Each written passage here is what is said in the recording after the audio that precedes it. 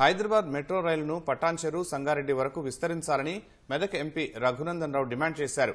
ఈ మేరకు రసూల్పురాలోని మెట్రో భవన్లో ఎండీ ఎన్వీఎస్ రెడ్డిని కలిసి వినతిపత్రం అందజేశారు. వచ్చే డిసెంబర్ నాటికి ఆ ప్రాజెక్టుకు శంకుస్థాపన చేయాలని రఘునందన్ కోరారు. ఇందుకు సంబంధించిన డీపీఆర్ను సిద్దం చేసి తొలి దశలో పటాన్చెరు, రెండవ దశలో సంగారెడ్డి చౌరస్తా వరకు మెట్రో రైలును విస్తరించాలని విజ్ఞప్తి చేశారు.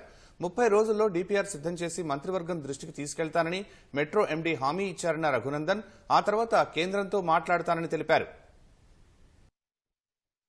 ఎంపీ అంటే మెంబర్ ఆఫ్ పార్లమెంట్ కాదు, మెట్రో పక్కా తెస్తా అని చెప్పి మాట ఇచ్చినాను.